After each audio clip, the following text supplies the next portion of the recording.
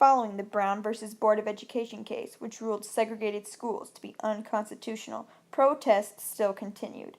It all began on December 1, 1955, when Rosa Parks refused to give up her seat on a bus in Montgomery, Alabama, to a white rider who had just got on the bus after she had already taken her seat towards the front. By not giving up her seat to the white rider, Rosa Parks infringed a Southern custom and was arrested. Her jail time sparked a boycott by the black community that began to protest against the Southern customs.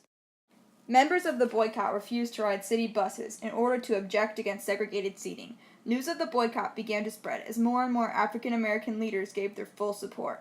Black ministers began announcing the news to their church, and the Montgomery Advisor published an article on its front page. The word eventually got around because 40,000 African American bus riders boycotted the next day.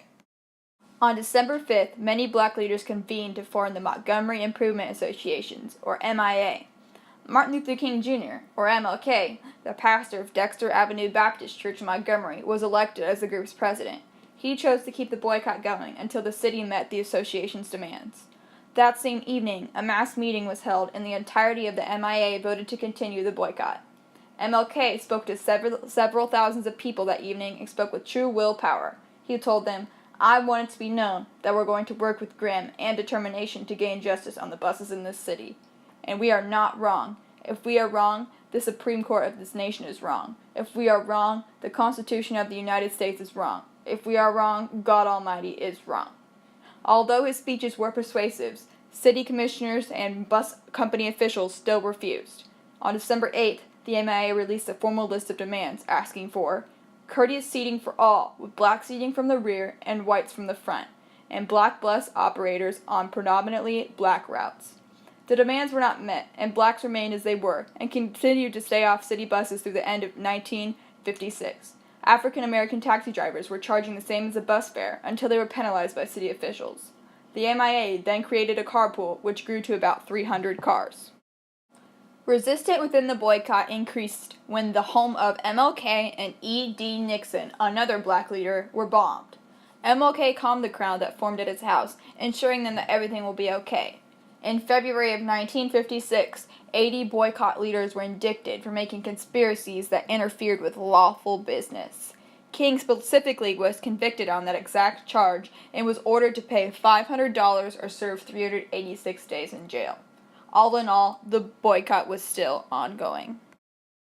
Due to the popularity and coverage the boycott received from their protest and King's court case, the MIA received support from outside city limits.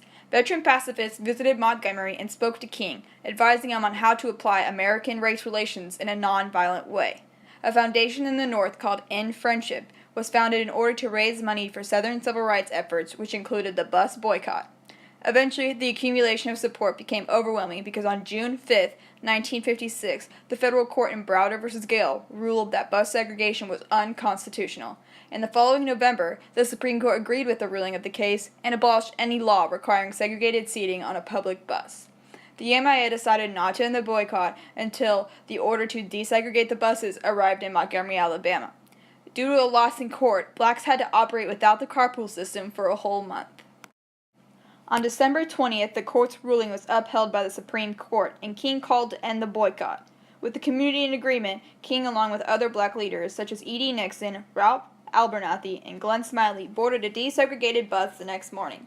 The boycott as a whole lasted 381 days. Over the course of the next year, violence struck at bus stops, and bombings broke out at black leaders' homes.